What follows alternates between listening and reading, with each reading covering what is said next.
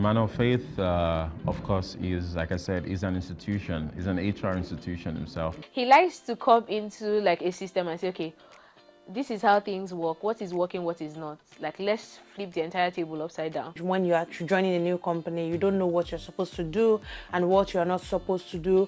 But then he sent us this entire list of things that we can watch ahead, things that we'll have to deal with in our first week, you know, encouraging messages as well. So it made me feel at home, and that was very different. So I was working at a company, HR tech company, right? And because it was HR tech, I was trying to find out more about the HR industry, and like first, the resource, the person that kept popping up, every single search was the Man of Faith, Man of Faith. I think I also won like a cash prize with the Impact Award, and that really helped me, you know, with opportunities that I have gotten even outside of Cowrywise. I could see the way that it was important to him that people basically excel in their roles, basically know how to upskill, get the best offer for the job that they are doing.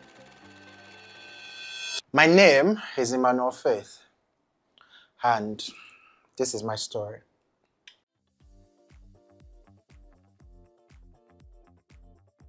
In the beginning, I did not like numbers, and that's how I find myself in HR. Interesting story, right? Where should we begin from? I was in 300 level, I was an economics student, and I had gone for an internship with Maritime Securities, and I came back and I said, do you know what? Finance is not for me. An average economics or accounting student that graduates from a federal university either goes into finance, banking, or oil and gas. It was like a prepared career path. And here was I saying, I don't want to do any of this. The question then was, what do I want to do? Oh, before I went, I was very active in uni. I was very active. I was always participating in competitions. And one of the competitions I participated in, the recruitment challenge, I won. I faced a final year student in the final round. I was in 200 level, by the way, and I won. One of the people that was really interested in me was a wonderful, wonderful senior colleague called Fontokoya. I do genuinely think that Fontokoya is a very pivotal part of my HR career, because she was the one that told me, so why don't you want to do HR? Do you know what HR is? And why did she say that? Because she said I had an amazing people skills, I had excellent leadership skills, and she thought HR might be a good career. I don't know if that was a good advice, but it has been a good advice, right? Because here we are today, Emmanuel Faith, the amazing HR professional. And what you're about to watch is the story of Emmanuel Faith, beyond what you see on Twitter, LinkedIn, or Instagram. The story behind the scenes. Welcome to my documentary. I remember someone asking me when I told them that I wanted to transition from geology to HR. And they said, did you know EF? And I said, yes. And he was like, okay, you're doing something right. I know he has always been interested in finance, so he did a lot of like finance, tax, but I also know that he's extremely good with people, right? So when he, finally decided that he wanted to go into HR, I am 100% sure that he's going to thrive within the role. So yeah. I'm not sure if I knew I was going to do HR, but he has always been a people person. Always like gather people around. He was always smiling. Like, he's always like really liked people. Like he's always smiling. When you meet him in person, there's no difference between his social media and the actual person. I would even want to say that in reality, he's more jovial. He's more outspoken. Very, oh hi, hello, how are you? My name is Emmanuel Faith. I didn't even know that there was anything called HR when I met Faith, so I could not have thought that he would start a career in HR. At the time, it looked more like he was going to go into economics, financial services, something along that line, because he really loved economics. He held a couple of positions in his departments. He was a Unilever campus ambassador at the time as well. So he was more involved in the department and in the course I was studying. So at any point did I think he was going to explore HR. Emmanuel was always answering questions. He loved answering questions. I think it was interesting for me because it was a time where I always wish I was right every time. But Emmanuel didn't care about like being right always. He just wanted to, share his perspective, and turns out that he was right most of the time. Immediately, man of faith, HR, people management, career, all join. Is a powerhouse.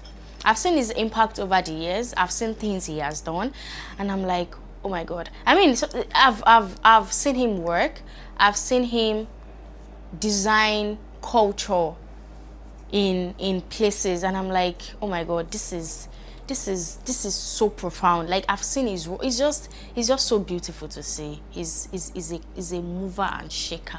He's someone I look up to. He's highly hardworking, highly passionate, highly driven. So he's someone I look forward to. I mean, when you see people having results in their life, right?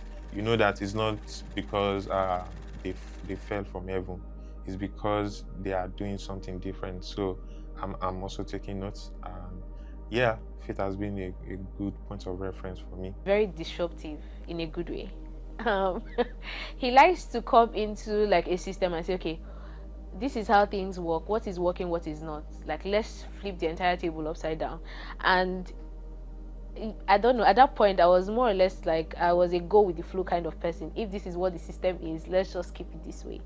But I think that what kept me in awe is his ability to come in and make the system better by maybe suggesting new things that should be done within the company or within the team. And I learned a lot. Even if it was just a short period of time, I did learn a lot from him. I learned how to be very audacious in accent, not for personal things per se, but just for the good of everyone in the company. Even if I was already doing that, but there was just this like extra push to, you have to fight for people, not just fight for yourself, but you also have to fight more for people, and not just fight more, but fight better. And yeah, he came in and he was like, nope, this doesn't work, nope, this is outdated, nope, let's cancel this, nope, this is not going to work. I was like, finally somebody is saying the things that maybe I'm not in the position to say. Mane is a very sweet person, and I think it is very evident in all the work that he does and in how also people relate to him. And I admire that kind of thoughtfulness that he has about things that a lot of people don't pay attention to.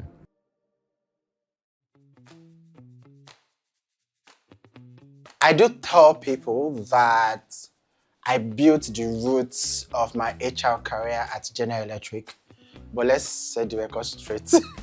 I didn't actually start my career in HR. I started my career in finance. Yes, that same finance that I hated. What happened? I won a competition in 400 level. It was a tax competition.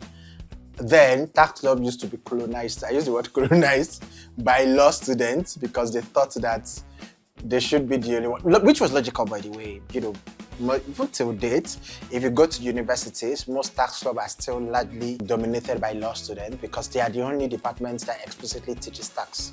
I think accounting department should fix up. Anyways, I was the only economics student in tax club back then, but I knew tax like the back of my hand. I could literally quote section 32, subsection 8 of the Corporate Income Tax Act. Till date, I can quote it. Do you want me to quote it? No, I'm not going to. But so I won a tax competition and the reward was an internship. So, very unique story, but I left school on Sunday and I started working on Monday at this amazing company called Tax Aid Professional Services. I loved tax. I like to think so, but I didn't like numbers, but I knew tax. I was one of the best analysts around, where is it? I knew tax. I used to write a lot about tax on LinkedIn, those that know me back then. But it was just, when Christian Ronaldo said the L click, there was no L click. We were not clicking. So even though I knew tax and it was always I wasn't an analyst, I was actually a graduate training, but I was doing a lot of analyst work, right? I was going for tax audits, I was doing tax filings, tax returns, VAT computations. I really knew tax, and I also had amazing senior associates, David Agago, Peter Oni, and I'm very sure they think I've forgotten them. Those people taught me how to be detailed and meticulous, but the summary was, I didn't like tax. Why? Because for me, tax felt like we were collecting money from the poor and giving to the politicians, and I was not seeing the results. Is that an hilarious reason to quit a career? Anyway, thank God I quit, because that's how I got into HR. It was the first male I knew that was in HR. I mean, so for me, I'm like, oh God, please help this boy. Like, they should not finish him, because it felt like HR was feminine, and then he was there. So I was more concerned for criticism first, that it was going to be criticized as a man doing a woman's job. But I mean, as I got to know more about HR, because eventually I also delved into HR before I transitioned, right? I realized that he really needed to be there. I'd like to say that he was my first male manager, so I didn't know what to expect. I didn't know what to expect. I was like, okay, this is the first time I'm going to be working directly with a guy. So, and I mean, I've heard good things about working with guys as your direct manager, but I was like, oh, I don't know what to expect, especially now that it's HR.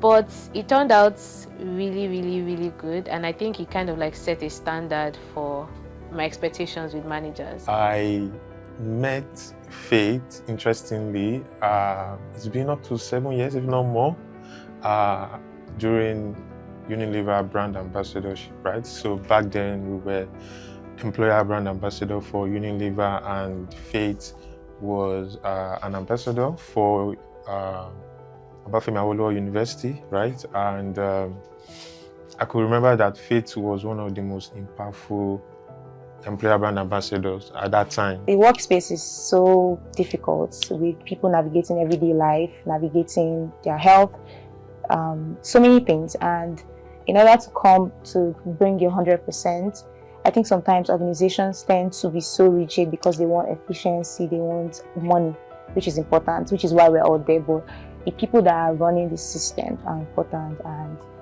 EF knows that.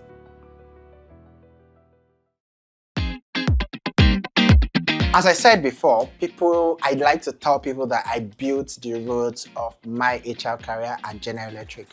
Why? Because working at General Electric stretched my capacity in ways that I did not predict. So when I joined GE, I wasn't actually doing HR. I was in another department called Commercial something analyst. I can't even remember. But what we did was to manage the third-party transactions that worked with GE. So it was a bit of law, compliance, and accounting. My manager sat in Texas, and I had a colleague in Nigeria. It was an exciting role, but from the first day, from my onboarding, shout out to my amazing HR manager, Osamu Diame Onwuka, aka Mudia, and Dolapo. From my first day, I already told both of them that what I wanted to do was HR. A very important part of the story that I'm not sure I've also shared anywhere was that before I left Taxid to GE, I wanted to write a professional course. I had discovered CIPM, and then it's not now that all of you can write CIPM anytime. CIPM was strictly February and August, and I discovered them in June. And my plan was that I would write CIPM so that if I started that August, by the time I was finished my NYSC, I would be done. I would be like a chartered HR by Nigerian standards. So I didn't have money because again, I was a guy training. How much was I earning? 48,000. So I did what we call a step of faith. I can't remember how much CIPM was then. I think it was 60 or 72,000. It was a lot of money then, obviously. So I said then, obviously, please 72,000 is still a lot of money I make. But like then, it was obviously a lot of money. I think it was either 72 or 92 because I had to pay for exceptions. And I looked at my savings and I didn't have up to that. So, and what that meant was I was going to wait till February the next year, which was like 8 months. So I put it on my status and said, if I'm able to raise a certain amount, so maybe the exam, everything was 92,000. If I'm able to raise like 60,000, I will do the exam. But if I'm not able to, that's my sign out to. And so I put on my WhatsApp status, which is why I do not block everybody from seeing your WhatsApp status.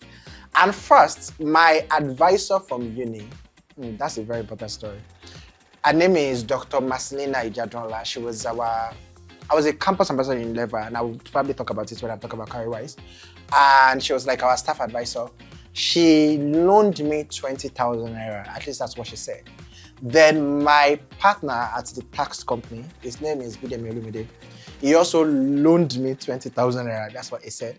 And so I was looking for 60,000 naira, and then I had 40,000 naira. So different people, 5,000, 2,000, you know, they call it Owo. That's how my CIPM phase was complete. That story is very important because if I didn't write CIPM when I wrote CIPM, I would not have been chartered when I became chartered, and it might sort of have impacted the trajectory of my career.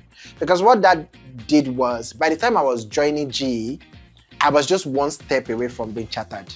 So I was just telling everybody, you know, I'm almost a chartered, you know, HR professional. By this so month, I will be chartered. So they were willing to listen to me. They were willing to take a bet on me. And 3 months in, I got my first HR assignment. 2 major things I want you to take away from my experience at GE. I think number one is to, if you're watching this and you're like an entry-level person, or you're even mid-level, but you want to transition from one career into the other, I think that you should be open to raising up your hand to take up more. I think that really contributed to how impactful my GE experience was. I raised up my hand to take up more. My first project was managing the comms and managing the comms of an internal employee engagement. How did I get that project? Because some people said I write very well on LinkedIn.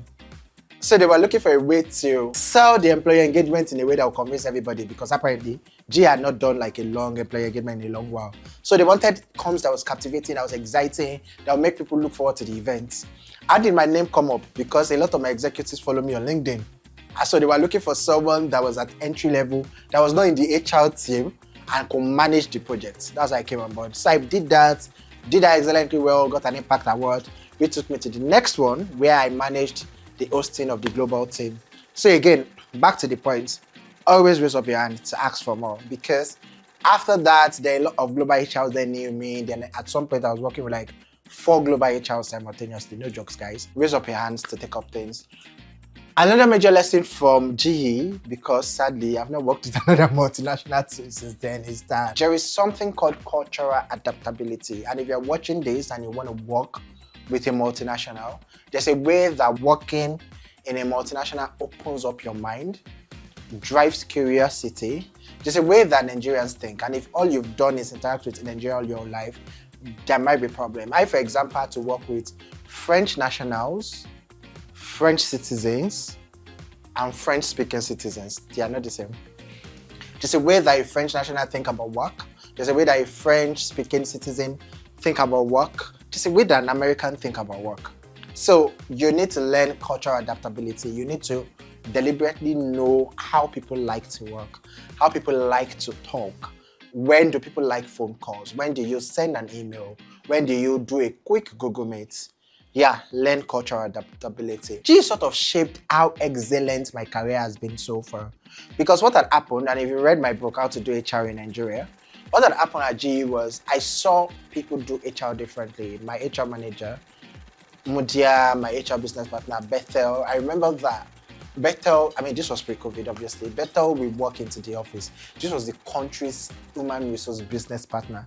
And we had a large floor that seated about 60 employees, you know, and Bethel, we greet everybody. And it's not just greet, it's like, hi, Obi, how are you doing? How is your dog? Did you go to the vet last week? I'm like, how did you know that she had a dog and the dog was supposed to go to the vet? And she goes, oh, Mr. Sulaiman, how are you doing? How is Elijah? Hope you're doing well. How are the kids? Is your kid still running? Oh, he's in Yellow House, right? I'm like, how did you know that he has a kid that is in Yellow House? So they showed me, and when it was also time to like be strategic, to demonstrate leadership, they were also very firm, very polite, but employees listened to them because they sort of felt like they really cared about their well-being and welfare. So that I took away from GE, that I could do HR differently. And the next chapters I will tell you about would show you how I picked the lessons that I gained from GE to shape my career and build the exciting HR career that I have today. I'm very sure you can guess where next we are going. I feel like a lot of HR people struggle with building a place where people are happy to come to and actually doing the work, putting strategies in place. Because at the end of the day, HR is business partner, right? So I feel like a lot of HR people struggle with like balancing that, like, oh, yeah, we say, oh, it's not just about liking people, but you can still pick people first and still do the work. So I feel like, yeah, EF has successfully done that. I would describe him as a trailblazer in the sense that he has really hacked, and really changed the traditional approach of how HR works within the country. And I think that's a very, I don't want to use impactful, I think that's a very influential thing to do. And also how he has been, like, he didn't let that stay with him. He has also just helped like new and also upcoming people to also like get that into their mindset to say, okay, this is the traditional way of doing HR, but you can do it differently, and really just putting people at the forefront of whatever you're doing. I attended this seminar, career seminar with Sister HQ, where it was, he was basically teaching everything that had to do with salary negotiation, basically everything. And I could see the way that it was important to him that people basically excel in their roles, basically know how to upskill, get the best offer for the job that they are doing. And it was just so important. And I know I asked about 3 questions that day that basically made me start wondering if I even wanted to keep doing what I was doing. That was the first ever tech career seminar I was attending, and it was important to me basically. So when I wanted to write about him and I was consuming his content, everything people had said about him, video media, everything, it made sense that he wasn't the person just caring. He cared about the people that care. So when you're in a space and the people that make the place come to life, the people that care, Emmanuel Faith cares more than those people. And I think that for me, I wanted something that would be a bit forward, a bit over average. So I said the people's person. So if you care, he's going to outcare you. His empathy is going to be ahead of you, as long as it has to do with the workplace, your career, your mental health. And I think that was super important when I was naming the articles. Not long after Faith joined us, I let him know that, I wanted to go after a global HR certification, right? Talking about GPHR. And Faith let me know that, see, you have my 100% support, right? And it was highly, highly encouraging, knowing that you have a manager who 100% buys into your growth. Okay, so we were at Moonshot a couple of months ago, and we were at a session where I think Jola and FK, they were talking about, I can't remember what the topic was. And people were really very excited for that session and everything. And normally I would expect that people be shy. I don't think I'm a shy person, but people would just be like, okay. Emmanuel Faith took the mic and said, "Hi Jola and FK, it's me again." And when he said like it's me again, I was like, you've been here before, so they actually know you. And it just speaks to his character. It speaks to who he is as a person. Like, he genuinely cares about people, and he's very outspoken. He's not loud, but he's very out there. I would only say this in conversations, even with friends, that EF was the one that made me know Cowrywise existed as a company, as a brand itself, right? And then when I knew that he was the lead people and culture at Cowrywise, and then the ambassadorship program came up, I just knew that I had to be there because I wanted to connect to EF, and I felt like the ambassadorship program was like a means through which I could build that relationship with EF. So I joined the program, and it was quite an experience. And from there, I got to see firsthand EF's impact at Cowrywise, how much was very passionate about the people systems, people structures and processes. I was also very passionate about the well-being of the people in Cowrywise. I think I always admired that from afar. And yes, the ambassadorship program also gave me that edge to get to know EF better.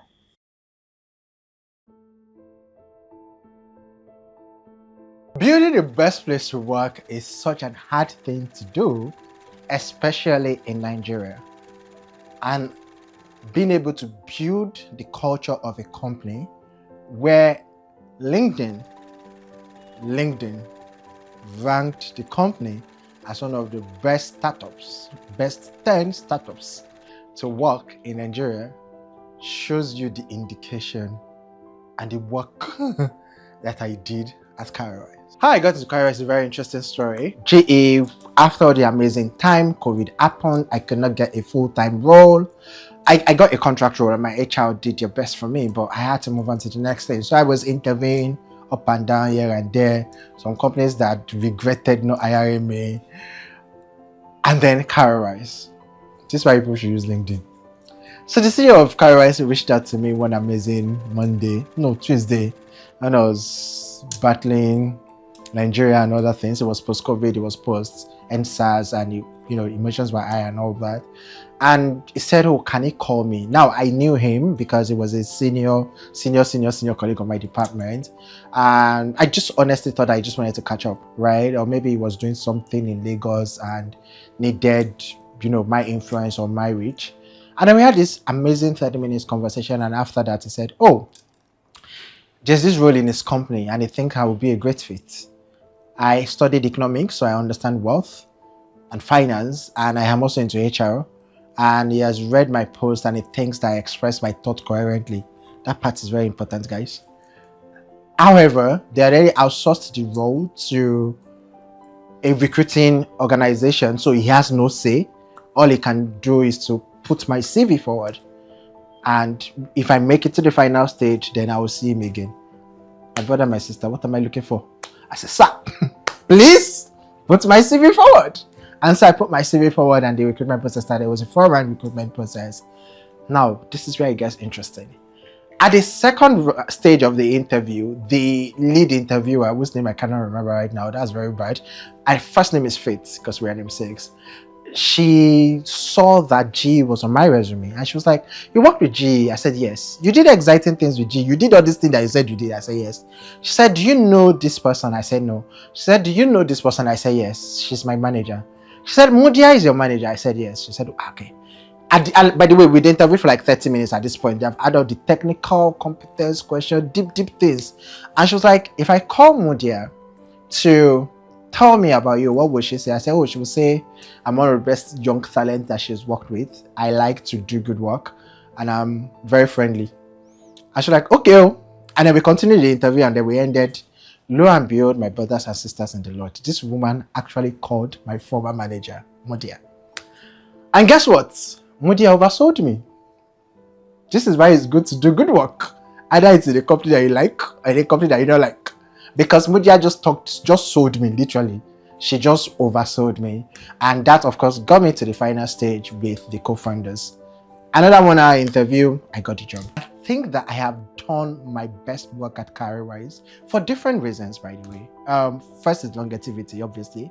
I spent 2.5 years at Cowrywise.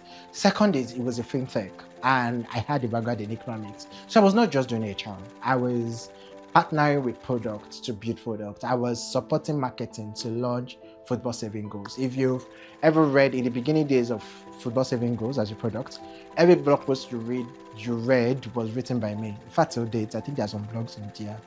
Or there are some posts on your blog that still has my name. Number one, lesson from Cowrywise is that it's very important for you to demonstrate competence really early.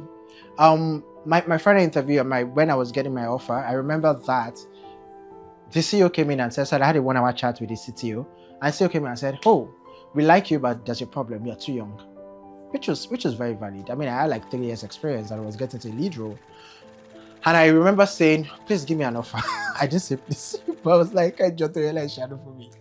Give me an offer, like let's do a 3-month gig, right? After 3 months is probation. After probation, please feel free to lay me off. So I worked like a madman in that 3 months. And I mean, the significance of that was like, I think I got like a 30%, I can't remember what percentage. I got either a 20% or 30% raise at the end of my 250 days, by the way. Yeah, so demonstrate competence early. With the co-founders of Cowrywise, I was continuously demonstrating competence. And what that did was that when they say something and I do not agree, and I come with data or knowledge or expertise on why I do not agree, they sort of listen to me. Number 2 is know your stakeholders and win them over very fast. A story that I've shared over and again is how I think during my 4th or 5th week at Cowrywise, I wore my shirt and trousers. Because I mean, it's a tech company. I was coming from GE where I wear shirt and tie, and to Cowrywise where everybody's just wearing top and boxers up, and they're not boxers, but you know what I mean. And I wore shirt and trousers like 2 days consecutively, tucked in, you know, in my shoes. And the 3rd day, the product manager, who is now a senior product manager, said, they call me people and culture. People and culture, oh, police well. I said, yeah, it's not this well. What's up? And they were like, you've worn shirt and trousers like twice. Hope you are not turning us to a shirt and trousers culture. Do hard things. I mean, it's obvious to the blind and audible to the deaf that I did a lot of hard things at Cowrywise. Our culture, our employer branding. If you go to Cowrywise blog till date, they do things around 100 days at Cowrywise, 365 days at Cowrywise, things like that. It was my initiative. I started it. I wrote the first 100 days at Cowrywise, which sort of coincided, English is hard, with 1,000 days at Cowrywise for, you know, the then senior customer specialist, and that's how it became a culture. And if you're also an HR person watching this, sometimes culture is not just the document that you write. It's not the process. It's literally you saying, I lead, you follow. Because I wrote my story, the head of CS wrote our story, and it then became a thing. And then we now built a great culture around it. We then now had rewards. We then now had, you know, awards for people clocking 5 years and things like that. Yeah, so sometimes culture is executed by leading, by being the example, the symbolism of what you want to say. I did a lot of other things at Cowrywise, and I'm glad I did. I think that one of the most exciting was obviously the Cowrywise Campus Ambassador. Shout out to Ferry, who initiated the idea. Shout out to Oye, who scaled Cowrywise Ambassador version 0, and to Michael Oladile, who scaled version 1 to version whatever it is now. Yeah, I told you guys I would share the story of Cowrywise Campus Ambassador. So when I joined here, after all the amazing things, I remember that Razak, the co-founder, came in one day. I said, oh my God, this campus ambassador thing. And then I think Oye was managing it because Ferry was already doing other things in marketing. And I was like, oh, I was a Unilever campus ambassador, and I think that we can replicate their model. Which is why no experience was wasted, guys. Because when I was in 200 level and 300 level, carrying level up and down, people used to make jest of me. They are not even paying you people. Why are you people so carrying level? But being able to build Cowrywise ambassadors program for a Unilever campus ambassador program, which was, I don't want to sub them. But yeah, what we did with Cowrywise campus ambassadors program was like 50 to 100 times better than whatever I experienced at Unilever campus ambassador. But like it was still the same model. So it meant that that experience was not a waste. I think the last lesson from my experience at Cowrywise, which I really want you to note, if you have not noted anything today, is to always leave when the ovation is loudest. Always know when to leave, and always leave when the ovation is loudest. I didn't do that, and it's one of my greatest career regrets. And I know a lot of people have questions around why did I leave Cowrywise. I hope that this answers part of your question. A lot of things were done, but the summary is that always leave when the ovation is loudest. Very important. When I first applied to Cowrywise, Faith had, I don't know if it was Faith that rejected. I think it was so I rejected my my application, right? And then I think it was like a week or 2 weeks later, I DM'd Faith on LinkedIn. Yeah, so I DM'd him on LinkedIn and then kind of like shot my shots, right? And then, you know, he asked me to reapply again, and I sent my application again, and then I got an interview. So I was interviewed by Nonso and Faith on that same day, and then yeah, after the interview, and I think it was when I joined, Faith mentioned to me that he actually asked around, like, because we kind of had like mutual friends. So I was asking around people that, oh, do you know this guy? Who is he? And thank God I have good street cred. People vouched for me, and also, which was one of the things that kind of like even boosted my application, right? And then I eventually got the job. Say it was different from what I was used to, right? Because I had worked in like startups before then, and I didn't work in a place that was totally toxic, but still this felt very different. Like I had somebody in HR that actually really cared for me, which was weird, but yeah, that's how it felt. It felt different. That's the word I would use. Like I was introduced to a different style of HR where the person is interested in the growth of the business but also interested in me personally and in my growth. I remember like a time, maybe 2 months or 3 months after I joined Cowrywise, and I was doing exceptionally well, and Faith actually went to recommend to the founders for them to increase my pay, and that actually happened. And you know, it was something I didn't ask him to do, but he did it by noticing what I was putting in. It was, you know, very welcoming knowing that, okay, there's someone looking forward to you joining. I remember I got this email saying, oh, we're excited to have you around. You don't have to come in. I remember we were told that we don't have to come in so early because that's usually the challenge when you are joining a new company. You don't know what you're supposed to do and what you're not supposed to do. But then he sent us this entire list of things that we can watch ahead, things that we'll have to deal with in our first week, you know, encouraging messages as well. So it made me feel at home, and that was very different, right? Like I've had a lot of HRs and I've never had that. I think another thing that I would say is different is the fact that with Faith, it doesn't feel like HR, because an average employee does not want to talk deeply with HR because it feels like the HR is for the company and it's against you, and anything you say will be used against you in that sense. But in this situation, it felt like Faith was for us. And not just me, maybe, I mean, if it was just me, I would say maybe because it's my friend and all that, but it was for the employees. It felt like we could speak to him. It felt like we could have conversations with him. We could really tell him what was going on, how all of that was. And I think that's a major difference. Also, things around like compensation, we did not really have to be the ones fighting for increase in salary and all that. Faith would always like step into the mix and tell the management that, oh, this person has done this, done that. I think they deserve an increase in salary and all. And I think one important thing that I should mention as well was that when I came in during my interview process and I mentioned my salary, what's it called now? My preferred salary. Faith, I already mentioned this, but then I eventually got a starting salary that was higher than what I mentioned, and Faith mentioned that, oh, what I mentioned is actually below the range that they pay for that role. And then he was able to like increase it and also even increase it more because I was coming from a far distance. And that made me feel like, okay, this is a really good HR that does not, you know, want to shorten my ration in that sense, because I already mentioned something smaller. So I think it's just different, and yeah, it's a really good HR. As someone in year one who I started interning remotely, I noticed that the only place I would want to work at was Cowrywise, because the quality of life of employees was just, I don't know how to explain this, but it was not giving Nigeria at all. And then I got so curious, and then I got to find out that HR is actually the engine that optimizes a workplace, that makes all the oils, the engineering team, the product team, and all of the aspects actually work together. And I'm not going to lie, I was very envious of EF. I was like, is this where I start cold emailing Cowrywise to get in? Until I found out they were the presidents. But yeah, I know rather that EF's time at Cowrywise set the trajectory of what we see today. And if it wasn't at Cowrywise, I don't think I would love HR as much as I did for it. I think the word I used to describe Faith's career in HR is trailblazing, well, a trailblazer, because I mean he came into a space where that had bad PR, and he literally like changed the game.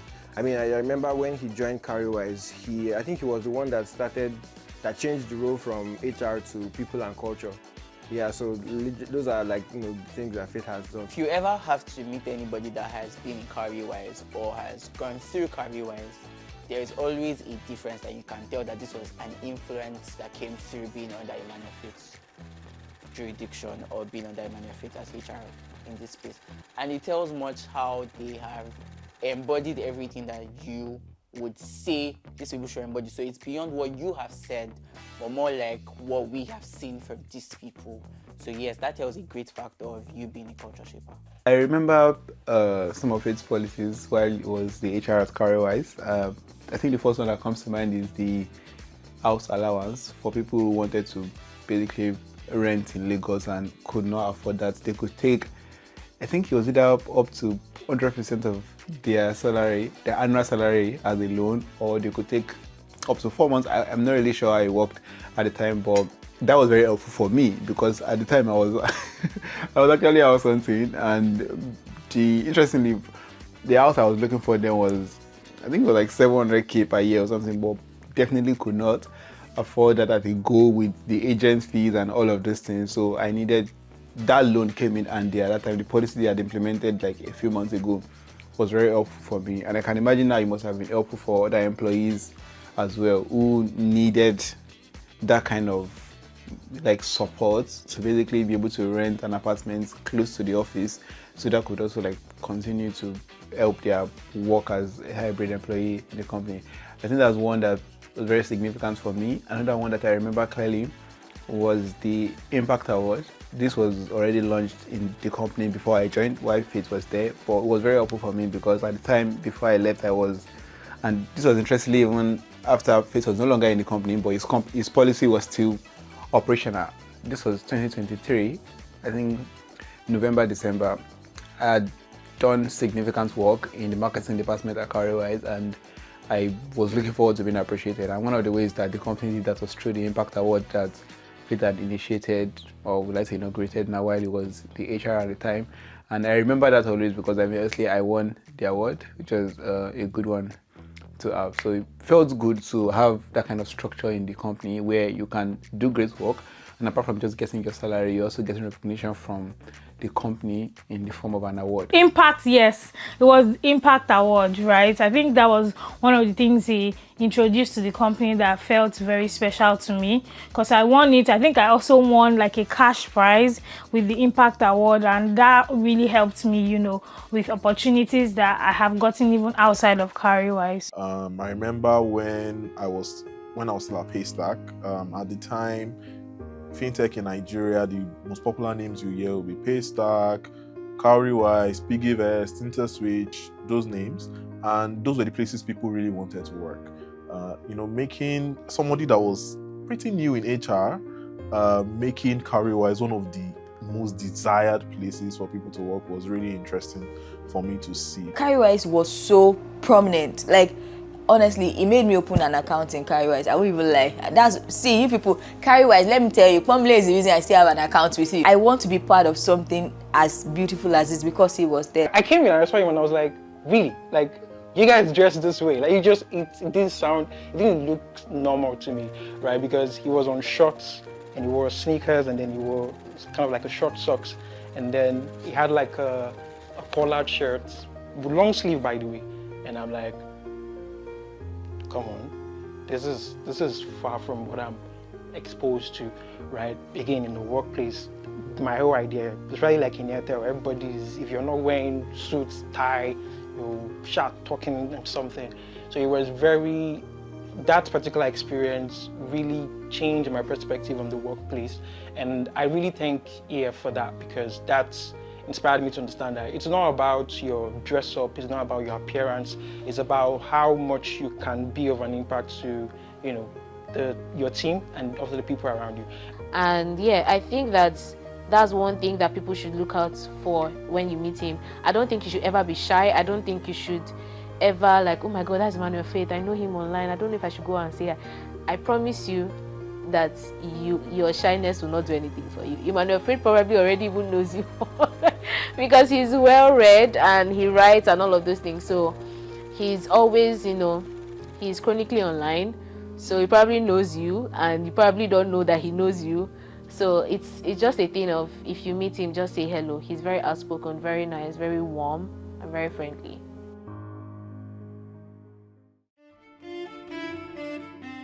Have you ever been hit by something as powerful as a trailer? not a trailer, but you know what I mean.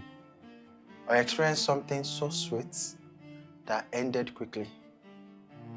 That was my journey with Cabal Media. Short, sweet, and ended too soon. I think that in Nigeria, and I dare say sub-Saharan Africa, when you think about tech media and you think about culture, you have Zikoko and Tech Cabal. And these two are the daughter company of an amazing organization called Big Cabal Media. And I, Emmanuel Faith, was the head of talent at Big Cabal Media in 2023. I think that while I did my best work at Cowrywise, Big Cabal Media is the most exhilarating company I have worked. And that's the adjective that describes them. It is also the most spontaneously creative and acceleratingly innovative company I have worked. And I'm using these words deliberately because when I think about my short, very sweet time at Big Cabal and the amazing talents that I worked with, such a pleasant memory. But first, how did I enter Big Cabal? After leaving Cowrywise, I was honestly going to take a career break. But as you know now, as it hurts, now me they hurts. At least that's what I thought. I had offers here and there, and I just looked at one or two of them. I joined this very interesting company that I'm not going to mention their name because they are not even deserving of a spot in my documentary. It's a blockchain organization, and when I say on my YouTube channel that don't hire shiny talent that you do not have the system and process to get the best out of, yeah, that's what that company did. They are the company that paid me the highest till date, offering me they are the first company to pay me in dollars, multiple thousands of dollars. My friend thought I was crazy when I resigned from the company because of years coming back to Big Cabal, I earned a lot lesser, but I left them. And then while at the company, CareerBuddy reached out to me, told me there was an opportunity in an amazing company, media tech, and that's how I got into Big Cabal. Big Cabal was obviously an exciting experience from all that you've seen and from all the intro. I'd been reading Zikoko and Tech Cabal for a very long time. I started reading Zikoko. I was even a contributor. I don't know if you people do this thing where at the end you contribute. I think I was contributing like 5,000 naira. I started 1,000 naira. There are some points I was contributing 5,000 naira. Then Tech Cabal, I started reading Tech Cabal when I joined Cowrywise, obviously, and just working with the super brilliant people behind what you guys see every day was an experience I will never forget. Tomiwa Ladekoma is one of the smartest CEOs in Nigeria. Anita is one of the most audacious operators in Nigeria. And just waking up to work with these super brilliant people was transformational. It was transformational in the sense that you have to think of the most brilliant ideas and you have to think about executing them in the most brilliant ways. So whatever HR innovation I was bringing in, it has to be the best of the best because I have to first pitch to Anita, who will ask me like 73 questions before he even gets to Tomiwa. So I have to think about all the questions that Anita, the head of operations, will ask me before he gets to the CEO. I remembered I joined BCM at a very interesting times. A lot of leaders had resigned, and I remember during my onboarding with the CEO, he said something like, "We are going through a storm right now, and we are trusting your competence and ability to steady the ship." So imagine you are joining a company, and that's what the CEO says. I think the first exciting thing, and I think a picture will come up here, that I did at BCM was that in my first week, I organized an employee engagement. Yes, my first week, 7 days. I never even finished onboarding. I organized an employee engagement. So I joined February 7. February 14 was Valentine. And I just reached out to the head of operations. Hey, I want us to do something for Valentine. And I mean, you've met Zikoko people, you've attended Zikoko event. They're like, oh yes, let's do it. Relationship people want to kill us, something. I'm like, okay. And Anita says, scope it out in a document. And my direct report is super brilliant person, Chiazagom. And he said, bro, which now we money point. Said, oh, it's my first time working with a boss. Who is this spontaneous and innovative? So let's do it. And so it was like a fun day in the office. The theme was pink. So the idea was everybody should come wearing pink. Relationships were exempted because they were supposed to go and spend the day with their partners, please. So single people had fun, drinks. And that sort of predicted what my time, would look like. Just thinking of innovative ideas and executing. Following the model, three bullet points. I think the first highlight of working at BCM was seeing the inside of the company that I absolutely love and I am still absolutely in love with. And if you follow my content, you see that I post a lot about Zikoko, about Thekaba, about Moonshot, because I genuinely do love what the company is doing.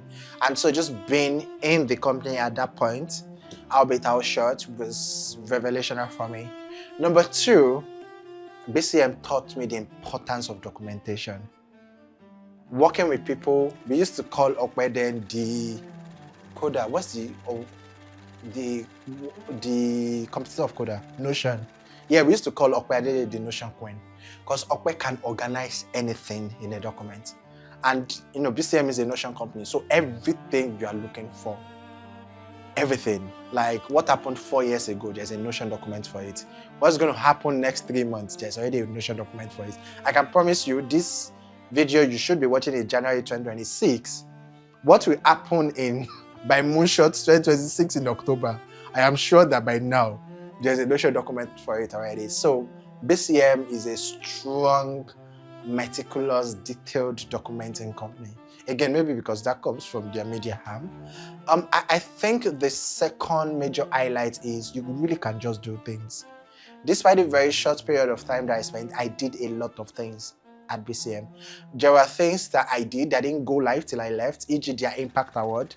Every time I see their Impact Award, I smile because I was the one that brought the idea of an Impact Award.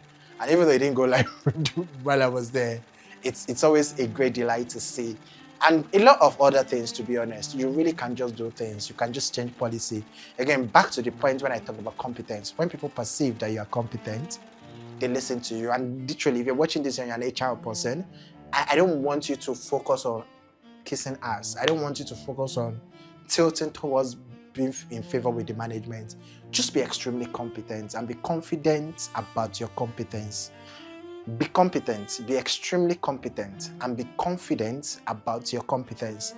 It's going to distinguish you as you continue your journey, especially your HR journey.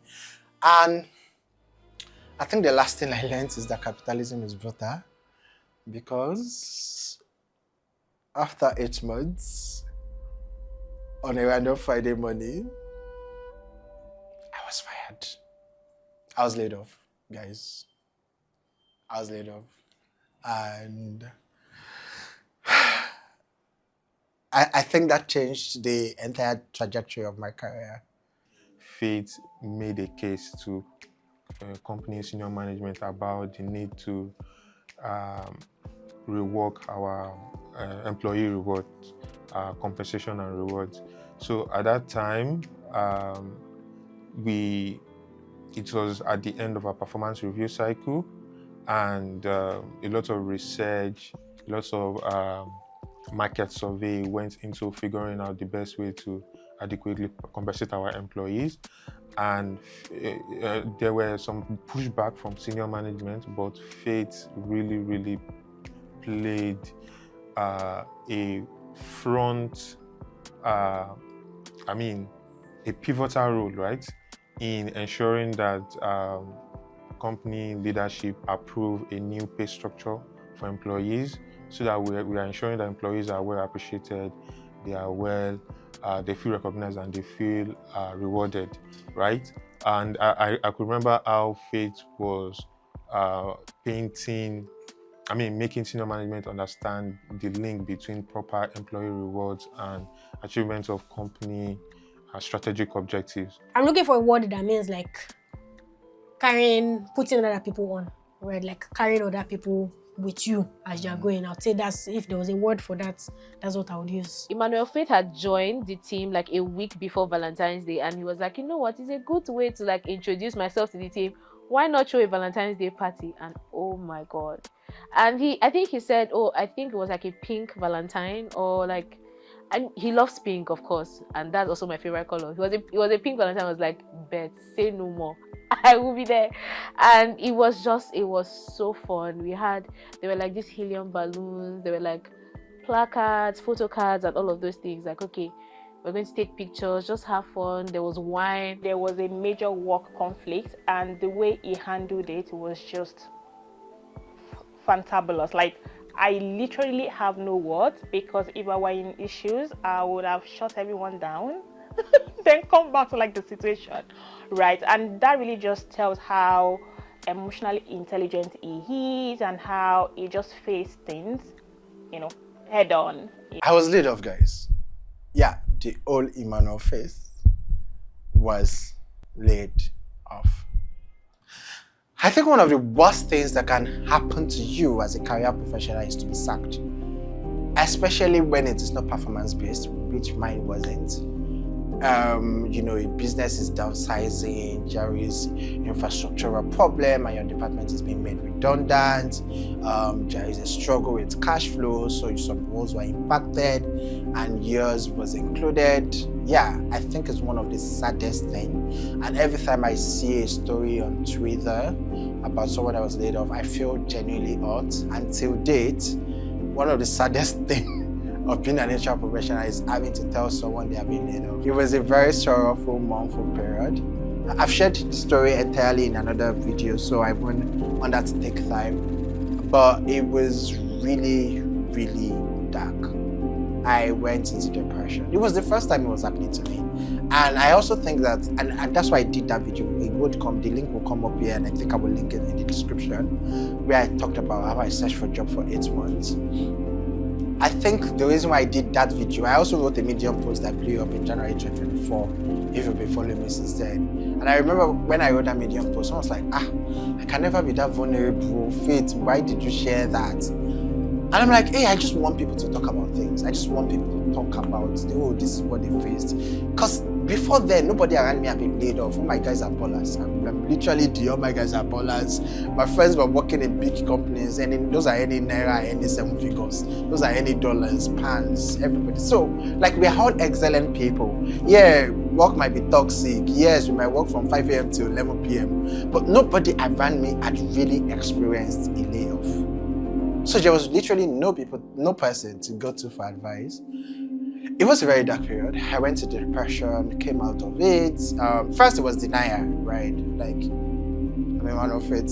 Another annoying thing, in retrospect, it was a good thing then. Maybe that's why I don't have savings today. Because I need money. But I had mad savings then. So I was saving towards something that didn't happen, right? So because I also had a lot of money in savings, a lot of money relative to that period, economic period, I wasn't in like an urgent pressure to get a new job, right? So it's like I had like, the emergency savings rule. I think I had like 3x of my income in savings, 3x or 4x. So there was no immediate pressure to look for a job. And I genuinely thought that also affected what happened. Anyway, I went into depression, came out of it. And the one good thing that came out of that period is HR clinic. What story, which I hear soon.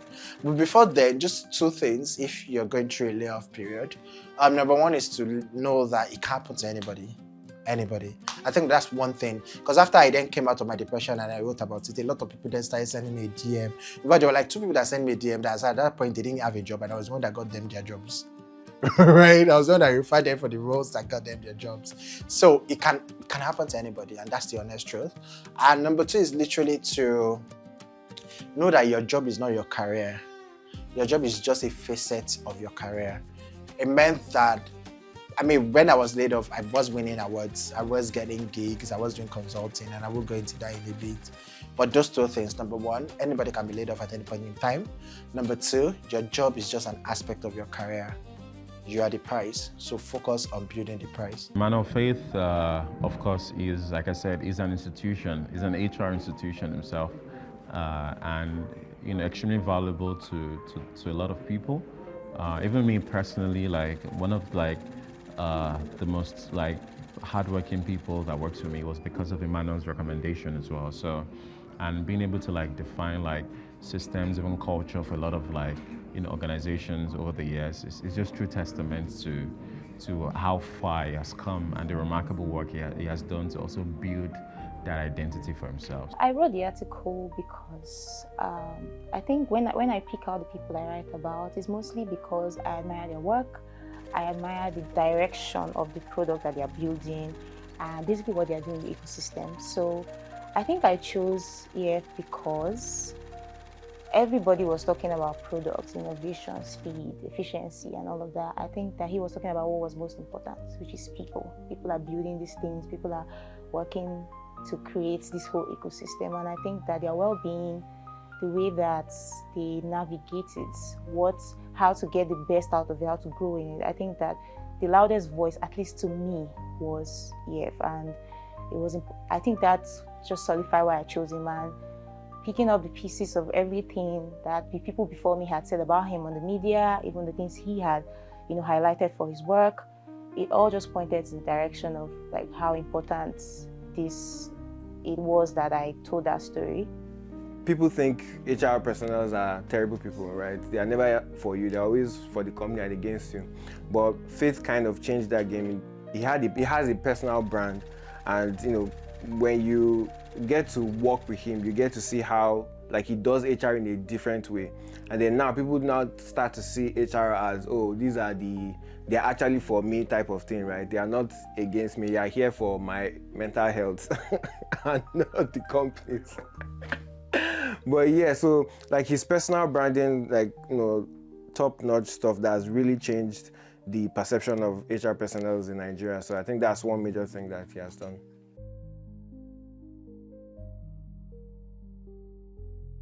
There is a saying in my language. Actually, it's now blended into a song. Agbo tota dimei, agbara lolomuwa, ile oba tojo, ewa lobusi. I don't know the translation of that. I'm going to find an English translation and put on there. But I think what getting laid off did to me was to make me search the innermost part of me and discover competencies and capabilities that I did not know existed. If you're my friend, you will know that I am obsessed with 9 to 5. I really love the idea of being a career professional. I want to work with an amazing organization, get paid for my worth, and just keep things moving. I don't want to be a founder. I don't want to run a business. I just want to work at an organization that will pay me well. But during the unemployment, I was not earning money. And Sakpa was eating. And like the great philosopher said, the only enemy is Sakpa. But that's a lie. That's not why I started HR Clinic. So the story of HR Clinic is very interesting because this is what I thought of. I am an amazing HR professional. I am very competent at what I do. And I have worked in the tech space and I have led HR teams. So I have all this experience up here. How can I monetize it? And what was also fascinating, shout out to this Ami, was that people were still reaching out to me for HR consulting, for HR guidance. And I'm like, do you know what? Let's monetize this thing. Again, when you have friends like Alma, who are very focused on ensuring that you get every time for the value you give out, ideas like this come to mind. And that's how HR Clinic was founded. It was literally people coming to clinic, the idea of going to clinic to get a quick fix to the HR challenges that they might have. Yeah, so HR Clinic started roughly-ish in close to the end of 2023, but it didn't really become structured till mid-2024. That's when I put some sort of structure around it. I defined our product and service offering. That's where we started doing fractional HR consulting, speed HR consulting. So what does speed HR consulting mean? It means that you book like an hour diagnostic session, just where you go to clinic and get diagnosed. And we figure out everything that is wrong or right or can be better within your organization in less than an hour. And we've worked in a lot of amazing brands that you would see if you stop by this website, Mainstack, Outschool, Lumilen, a couple of them from Speed Consulting. In 2025, we added another service offering, which is fractional HR consulting. What bettered that? So when we do the 1 hour diagnostic session, people say, I remember there is one company, which is now one of my favorite clients. It's one of the oldest insurance organizations in Nigeria. They had said, oh, you've come to tell us everything we are doing wrong. So why don't you come and fix it? And it was exciting because I didn't want to.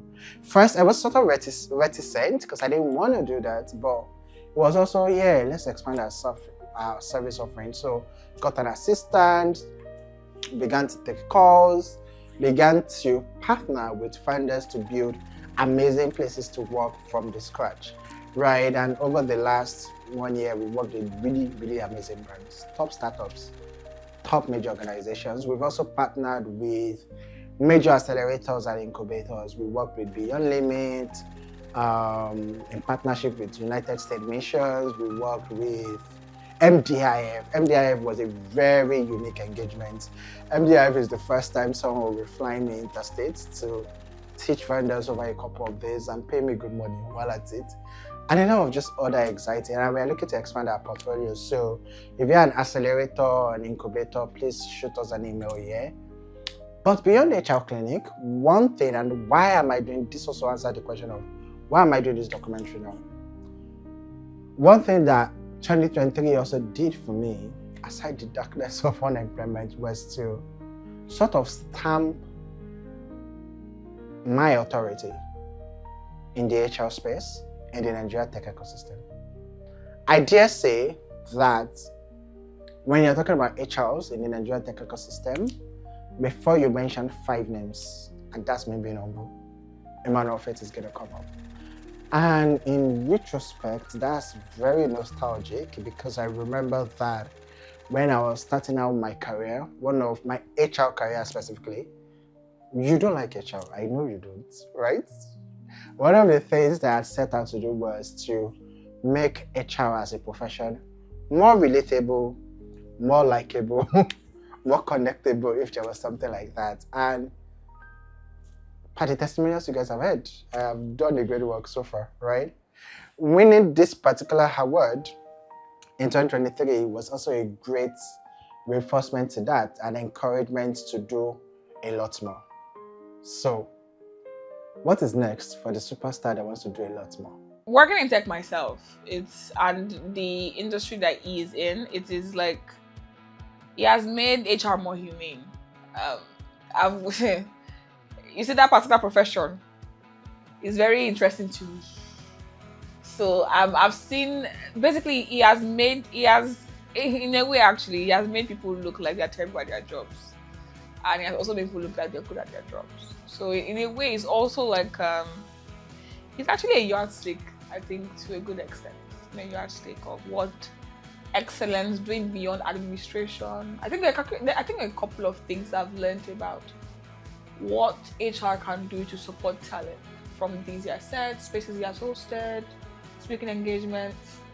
So I think, to be honest, it cuts across like talent to founders to operators. So I think, to be honest, he basically has democratized HR knowledge, good practices, what people should look out for, and stuff like that. First time I heard about Emmanuel Faith was, I think, 2022. Yeah, 2022. I was working at a company, HR tech company, right? And because of HR tech, I was trying to find out more about the HR industry. And like first, the resource, the person that kept popping up, every single search was Emmanuel Faith. So like that was the first. I was like, okay. So I didn't even know they were like HR, like people were vocal about HR, and not just in the, so a lot of people, when they talk about human resources and career, they talk about it solely from the employee standpoint, right? So they're like, okay, we'll help you land your job, we'll help you wire your CV and all that. But it was nice to see someone who was also speaking about it for the employer, like this is how you can retain employees. We had this break in 2022. It was ASU strike, yes, ASU doing their thing. Yeah, we had this break, and then we felt there was a need to engage the community, because we were all students and we were all just sitting at home. I mean, so people had stuff that they were doing, but we wanted to engage us as a community, and that was a very superb initiative, by the way. And then I saw the different tracks, and maybe I saw the HR track, I saw the mentor, Emmanuel Faith. I said, yes, this is why I am here. I have to, apply. And then I saw the application program, and I applied for the human resources track.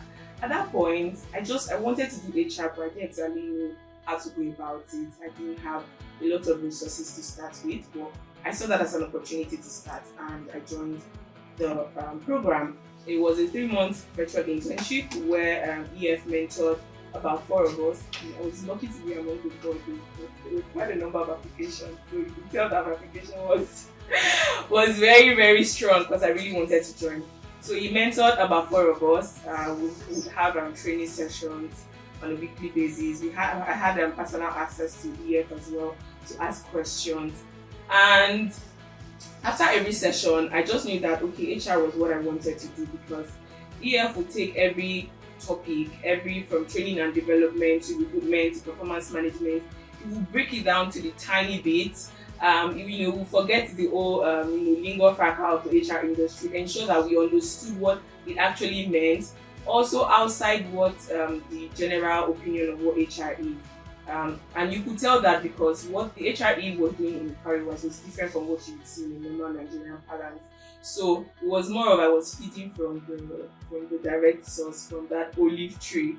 And we would have different trainees. EF would give us tasks. I would always remember when we did not perform our tasks, we would be like, if you say you want to do this HR, I'm like, yes, I want to do HR. It really took us through that 3 months journey. And I always tell EF whenever I see that 3 months sets the pace for my HR career. It was a transformative experience. And from there, it was as though I knew what to do part-time. I knew the next steps to take. And it did not stop at that. Whenever I had concerns, I could always reach out to EF to ask questions. I could always reach out to him for clarity. And he's always available. So it was not just, changing the status quo industry. It was also like mentoring the next generation of HR, which I am. So I'm very, very excited. I was very excited rather to be a part of that experience. He's one of the few HR leaders that actually focus on the people, the products, culture, structure, doing things right. Basically, caring about people, caring about the product, carrying businesses on his head, pushing the company, pushing his own work as well, pushing people all around him. If you've checked EF's YouTube channel 4 years ago, right, and then you look at EF's current videos and the videos from 4 years ago, the growth is quite exponential as per the individual, right, who he was then. And I beg to differ, but his favorite video of mine would always be those fab acing interview of 4 years ago, the CV videos of 4 years ago. I just like it. I really like to experience the old EF. I've never seen Faith caught up in a situation where he doesn't know what to do when it comes to HR. Like maybe a situation and then maybe he's giving off the vibe that, oh, let me go and study and then come back and address this situation. No. Faith has always been someone that when it comes to learning and development, performance management, we talk about employer branding, employee engagement, change management. A lot I've seen Faith address these different aspects of HR head-on, okay, without being phased. And so, that attests to the fact that he is highly studious, is highly knowledgeable. No wonder that he contributes to the HR ecosystem in Nigeria.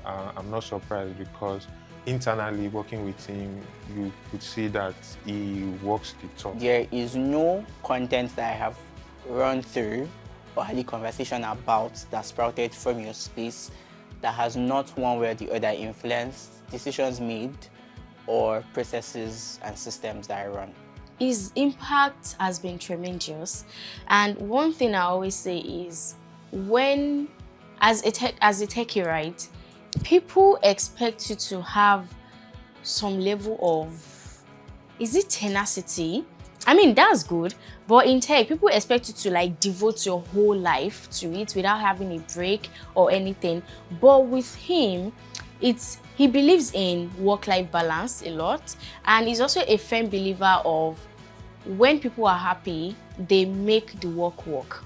So it's just something like when you think of EF, it's just something that comes to your head that this is someone that believes that the people should be okay, and that's just something I really appreciate about his work in the tech ecospace. I mean, there's someone who believes that you don't have to give your whole life to just work. He started, he has always been committed, very hardworking, he knew what he wanted, and for me as a friend, I also picked that, even when I decided to transition from like the non-profit sector into tech, right? Faith is also someone that when he puts his mind into something is unshakable, right? And that's also something I've also incorporated into my own career. So I would say, I mean, on like the general level, he has been very influential within the HR space across the country. But on a personal level, even for me as a data analyst, where I also get to like push that forward, then encourage more people to thrive within the data science space. I don't think Emmanuel Faith knows this, but he's the first manager to ever buy me a gift, actually. And don't say this because I'm going to start tearing up. It meant a lot to me at the time. I don't know what it was. I think it was like maybe a bottle of wine and then chocolates and stuff like that. I was like, I felt so appreciated. Like, even if, I mean, for all the times that I've worked there, I don't think I've ever had a point where a manager will say, oh, you're doing so well, good job. And not just that, but good job and have a bottle of wine, you know. And it was so heartwarming. I remember, like, immediately he gave that to me. I texted some of my friends, like, oh my gosh, my manager just gave me a gift. I know that it's going to be like, it's no big deal, but then it meant a lot to me because there were things that I was trying so hard at work, and it just felt good for someone to say, good job, you're doing so well. Emmanuel is multifaceted.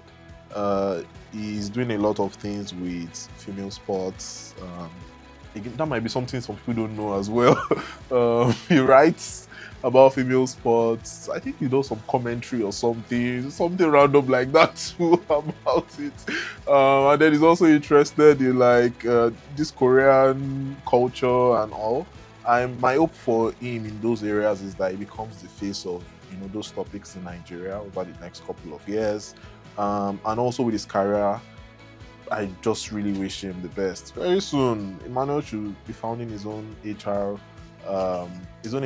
business. Actually, he already has an HR clinic, but I think it would be for HR clinics to become so big that it now takes all of his time and is focused on that like full time. We had a conversation around benefits, and he made mention of how the future of benefits has moved to wanting your benefits to be innovative and very flexible.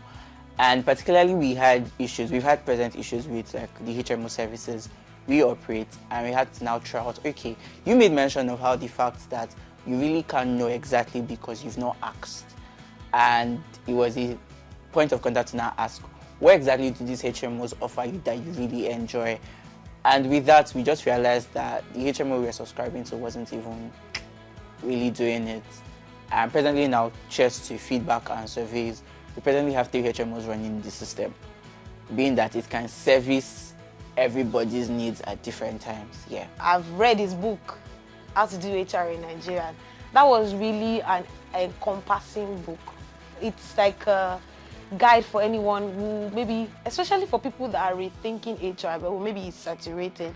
There's a way that the book just is a flicker of hope, as it were. Like, okay, if you want to, you can still do it.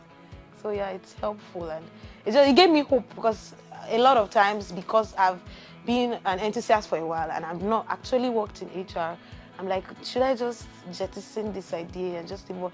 The book just gave me renewed hope, as it were. It's just, you know what, I think you still can do it. Yes. If my expectations were like this before I joined Cowrywise, it became like this after that. So now, in every company I work in, or with people that I work in, I expect a level of like excellence, a level of support with HR, within the business. So I think that's what that did, to me. I feel so proud when because I've known him for like 14 years now. So I feel so proud when people talk about him and I'm able to relate that, I've known him and I knew that he would always be this great. You have dedicated a lot of your time to really supporting a ton of careers. I don't think you understand the impact of what you do. It's beyond just like in-house HR. Like you're helping people like reach goals and achieve milestones. Unconventional, right?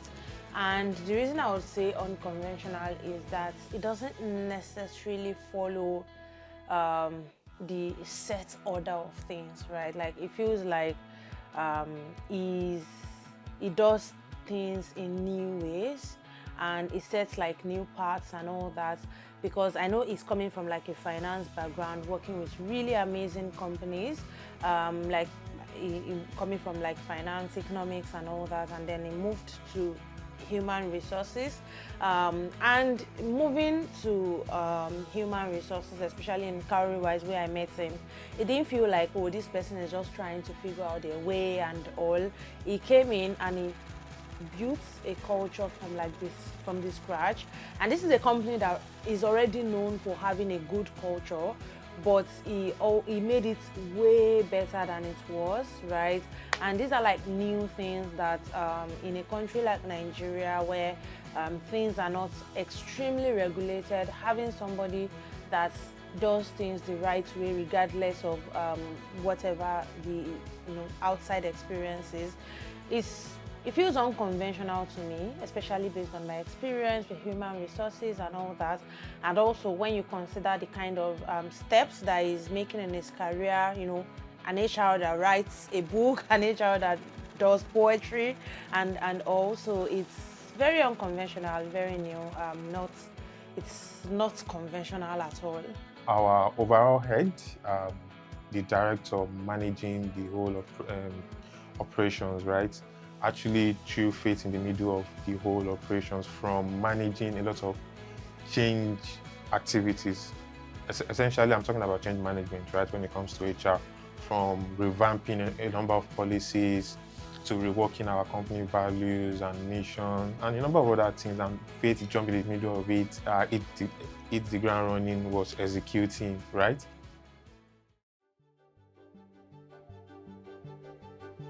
Why did I decide to shoot a documentary at this point? And what is next? I do think that 7 is a major milestone. The 7th year is a good year. It's pivotal, it's monumental. To have done something consistently for 7 years is worth the acknowledgement and the pause to say, this is what I've done so far, and what do I want to do next? It's really been an inspiring career. I dare say that I've shaped or contributed to the shaping of the narrative of HR in Nigeria. Some people called me a culture shaper. I think that is true. I have built cultures across more than 3 tech companies. As a 9-to-5er, I currently work at Africhange as lead people in culture, and as you heard from my assistant, again, same story, doing excellent stuff, doing innovative stuff. And via HR Clinic, I'm supporting founders. We are supporting founders in building great places to work through policies, processes. There are some founders that we have to hold their hands. There are some founders that we have to visit the teams or hold a virtual call. But I have spent the last couple of years committing myself to ensuring that we can talk about great places to work in Africa, and a lot of companies would come up. The question then is, what is next for me? To be honest, for me, the goal is that when people are mentioning top places to work across the continent, a lot of startups come from Nigeria. And when people are mentioning top places to work globally, a lot of startups, come from Africa. For me, that's like the big archetype. That's what they call it, right? The big arc, the big goal. But there was a question around what happens to Emmanuel Faith as the institution, which my friend Maoga Tunde asked when he was sharing his very kind words. I do think that I don't know what's next. You've heard what all my friends and colleagues said. They want to see me on global stages. Yes, I want to be on global stages. Invite me to these conferences. I've spoken at a lot of events in Nigeria, a lot of tech events, a lot of industry events, a lot of HR leaders events in Nigeria. I have gotten a lot of awards, a lot. I think that 3 stands out.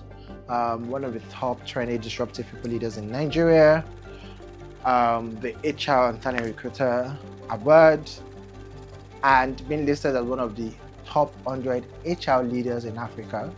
I thought that was very monumental. So yeah, cheers to my awards. I want to speak at a lot of global stages in 2026. So if there's a conference, a tech conference, a gathering of tech, it's very pivotal that the role of people and culture is highlighted in conferences like this. But more than that, I also want to go back to working with a global organization. Bufa, call me. Netflix.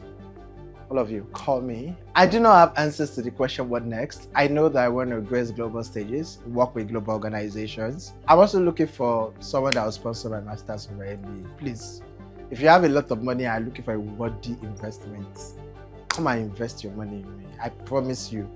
I give you 5 years. You shall get your returns plus multiple. I'm looking for a fully funded master's, a fully funded MBA. If it comes, it's one of the things that we'll do along the line. Do more work, build up a child clinic, continue to support founders in building great places to work in Nigeria and Africa. Continue to work in good places, great places. As I said at the beginning, I really just wanted to tell the story of this milestone that I am right now, and maybe look back in 5 years' time or 10 years' time and say, oh, when I clocked my 7th year in HR, I did this documentary. I hope you enjoyed watching this as much as I enjoyed making it. Do I say see you at the 10th year anniversary? Yeah, maybe. If you got to this place, you are the real OG.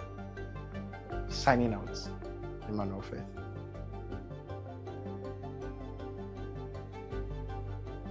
Firstly, it is me saying that, okay, I am envisioning what 7 years should be like for me as well. So it's pretty much that his 7 years journey has also shown what is very possible in 7 years, regardless of wherever you are starting from. Yes. A wish to him is whatever he defines as success, he embodies it. Whatever he defines as success, be it career-wise and in his personal life, he embodies it. And what do I look forward to seeing? In 10 years, definitely you should have been beyond a Nigerian tech ecosystem situation to more of an African tech ecosystem situation. Continue to do great work really at other places, at different places, and of course with his work at HR Clinic, onboarding clients that, you know, they came with so many problems, and EF just being able to provide tailored solutions to them. I know there are so many big aspirations, but I think it's the work that matters, that still matters, like being able to help companies just find lasting solutions that will help the growth of their business. Yeah, there's so many aspirations. Like I said, I could have said this company, that company. Yes, you working at, I know you have some desired companies, so I would want you to, you deserve it, right? I would want you to work at those companies you desire, but still being able to do great work everywhere you go. Platforms, global opportunities, good, challenging work that he likes, that stretches him in ways that he likes. And of course, I hope and pray those come with, you know, dollars. Yeah, all the best, all the very best to EF. If I would describe Faith's career in one word, I think it would be inspiring. And the reason for that is that a lot of the times when you come into a particular role, especially a role as corporate and very capitalism centric as HR, you're not really trying to do new things or anything. You just want to keep the employers happy because they're the ones paying you, most of the time at the expense of the employees, which is why HR as a concept itself has bad rep, and people believe that HR is just your enemy and you should never be honest with them. So for me, it was inspiring to see that Faith was in that particular position. He was trying to do the exact opposite of what his industry is known for. Like, the industry is known for just being your up and just setting you up potentially to fail and just firing you without cause, without reason, all of those kind of things, denying your promotion, like all the things that people hate HRs for. It was interesting to see the opposite of it with Faith at the time, and that was inspiring. My wishes for the rest of his career is that he continues to grow and expand beyond the shores of the country and make monumental change across the continent and even in the world, really. I think he has done a lot in Nigeria when it comes to the HR space, which is, again, as I said earlier, inspiring and just very encouraging.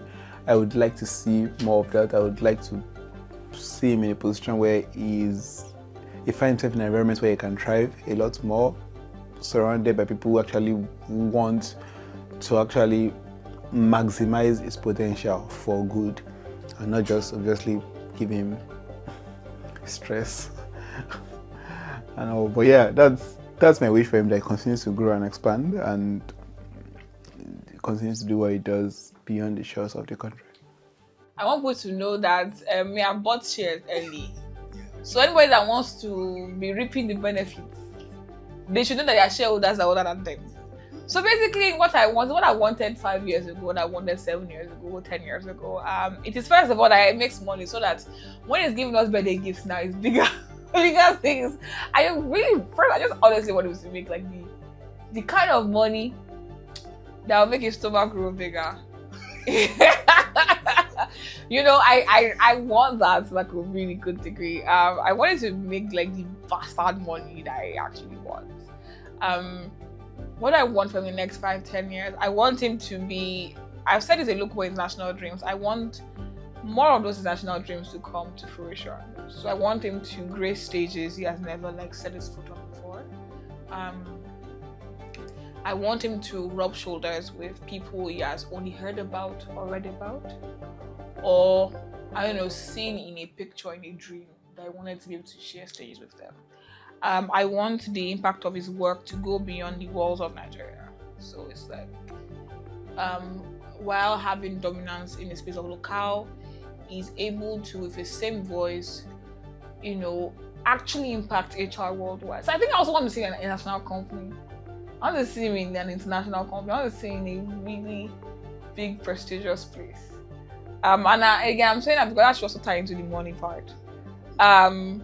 But I think above all, I also just want him to have the satisfaction and fulfillment in what he's doing, where he's not dealing with like low quality problems in terms of the HR job. You know, it's just high quality things that actually challenge him, not things that should be given.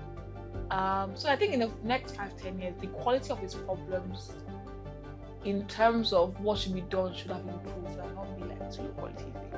You know? So if it is, I have too much money to spend, I have more brain tasking things that require creativity, that's what I want. I honestly think I wish Emmanuel Faith a lot of clarity and a lot of success, and success in his ability to juggle multiple things. I know that he has a lot of potential, he's multi-talented and all that. So I wish him success in all that he is doing. But most importantly, I wish him clarity. I hope that he really finds that thing that he really, really wants to do and that he enjoys, and gets really, really successful at that, grows. And I wish him success in his career as well, because I know he's trying to explore other things even outside the borders of Nigeria. I wish him that global success even beyond the borders of Nigeria itself. I want him to replicate the culture that he has created within smaller teams or smaller companies with larger teams, right? I think that bigger companies can be multinationals, your big tech companies, they need EF there. There's this need of innovation or someone having new ideas on how to make things better. So I think I want to see EF in that space where he's handling much more. I think he does have this capacity for it, and he has had that for a long while. So I would want him to do bigger and better. Everything, but on a global scale now, right? I feel like Nigeria done, Africa done the entire. Next is global, right? So I'll say that's what I want to see more of, more talks like that. Continue in his career. Those are my wishes for him, to continue his career, because he's in a space that people don't necessarily, I mean, people thrive, but there's no human to the human resource, if I put it that way, right? So, and Faith is literally changing the game. So I would just say, like, continue what you're doing and keep being a trailblazer. I know there are a lot of like global opportunities you've been exploring, and I cannot wait for all of them to come through for you. All the big tech companies you want to work with, the different global HR leaders you also want to interact with. I hope you get all of them. I hope your HR clinic, I hope it's beyond like the Nigerian tech ecosystem. I hope it becomes like an institution within the continent, where when people talk about people, about culture, they think of HR clinic. I hope you get to speak on TED stage, where you actually, because I've not seen a lot of Africans, take those global stages and talk about people, about culture. So I really hope you get to like be the one of the few people that get such opportunities. I hope to see you further blossoming in the HR space, doing much more bigger things, getting more nominations beyond Nigeria, beyond Africa, on the global space that you've already been thriving in. So I can't wait to further see you dominate, doing it further, because you're already doing that. I want him to grow in leap and bounds. I also want to see people that said because of Emmanuel Faith and also an HR, like there needs to be like a legacy. And I started, but yes, I want in the next 5 years somebody to say, oh, because of Emmanuel, like I work here. My wish for him is that he becomes so great, he becomes a force to reckon with that even he himself cannot comprehend. Like I can't wait for him to get to a point in his life where he's like, oh my God, I did this. Like I was able to achieve this. I can't wait for him to get into rooms and people are like, oh yes, I know you. Like this is something that is happening here, but I can't wait for him to go international where big names are like fighting to be in the same space with him. That's how much greatness I really wish for him. I wish that you would make more impact. There's something about impact where